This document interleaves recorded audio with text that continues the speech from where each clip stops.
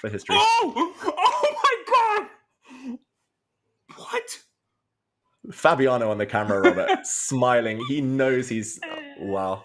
This is immortality. This is the shortest game you will see the whole year very easily. It was played between two super grandmasters and one of them fell for an opening trap in less than 10 moves. Fabiano Caruana with the white pieces opens up with pawn to c4, the English opening. His opponent Alireza Firouzja responds with pawn to c6, and this is known as the Caro-Kann defensive system. Pawn to c6 preparing a pawn to d5 push on the next move.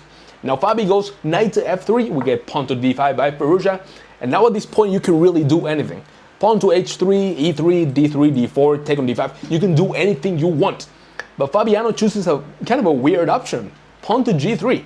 The engine doesn't even love this move. And now Alireza Firouzja responds with bishop to g4, putting some pressure on the knight on f3. And now instead of fianchettoing the bishop like any normal human, Fabiano with a very aggressive style goes knight to e5, counter-attacking the bishop on g4. Now you have to move the bishop or defend it. Alireza chooses to move the bishop back to f5.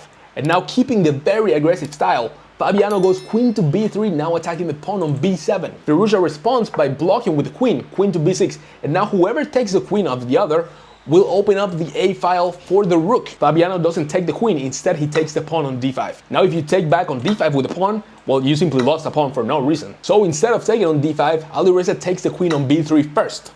Now pawn takes b3, now the a file has been opened. Alireza doesn't take the pawn on d5 just yet, instead he goes bishop to e4, attacking both the pawn and the rook on h1 at the same time. If you try to block, well, you simply take the pawn on d5 and that's it. But Fabi says, you know what? I don't really need this rook. I'm Fabiano Caruana and I can do anything I want. And he takes the pawn on c6, and that is the first brilliance of the game in the 8th move. That's absolutely crazy. And now this rook is completely undefended. And Alireza Firouzja is very confused looking for something, but he doesn't find anything.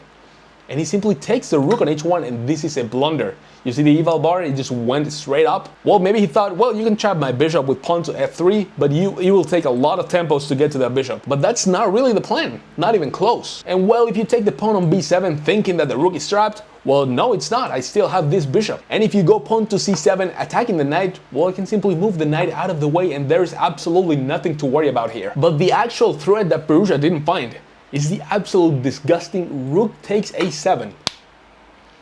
And that is 2 brilliant moves in a row. And let me break it down for you. Fabiano Caruana, this man right here, he sacrificed both rooks in less than 10 moves.